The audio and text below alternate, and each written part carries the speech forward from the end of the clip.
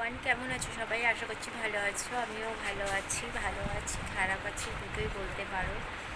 তো গাইস, ভিডিওটা কন্টিনিউ মানে বেশিক্ষণ করতে পারবো না, বিকজ মানে কি বলবো, মানে মানে তোমাদের কাছে আমি সব কিছু শেয়ার করবো পরে, ঠিক আছে? তো দিদার শরীর ভালো না এই আর কি। তো এটাই তো। বলো গাইস, কেমন আছো?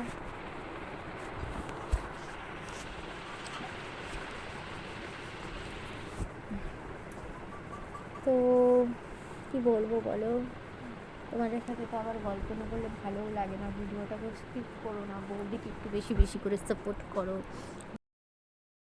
চাই আর কিছু না, তো বৌদিকে একটু সাপোর্ট করো বেশি বেশি করে। ক্যামেরাটা উল্টো হয়ে গেছিলো,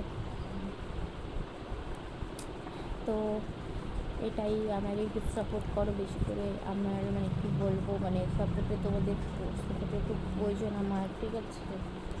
তো সত্যি কথা বলতে, আমাকে দেখো কতদিন ধরে তো ভিডিও করি, তাই না?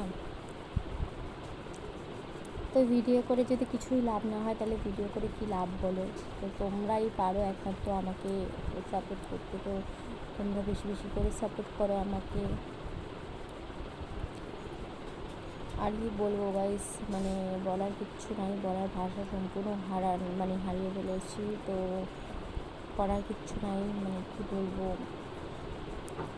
এইদিকে বাড়িতে আসছি, কোথায় একটু মানে আনন্দ করবো, এদিকে পারছি না, কারণ দিদার শরীর ভালো না।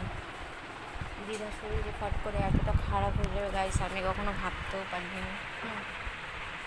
আমার ঘর থেকে আবার বলো না কেউ, ঠিক আছে? তো এখানে আমাদের বাড়ি কুকুর থাকে, আর বাড়িতে সব কিছু রাখে।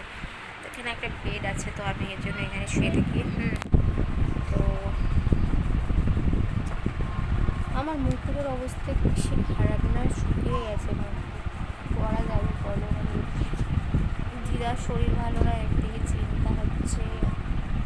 কতগুলো পরীক্ষা দিছে, রিপোর্ট আসবে, কি ভালো আসবে না খারাপ আসবে। দিদাকে বললাম যে ডাক্তার কী বলে দেখে তারপর দিদাকে দেখে নিয়ে যাবো। উনি তো আবার যেতে চায় না, কী করবো বলো? আমারও শরীর ভালো না, আমি এখানে ডাক্তার দেখাতেই আসছি। এখানে ডাক্তার দেখি, তো এখানে ডাক্তার দেখাতেই আসছি। তো ব্যাস, ভিডিওটা এখানে শেষ করছি, পারলে পরে আরও ভিডিও করে দেখবো। Tata, by.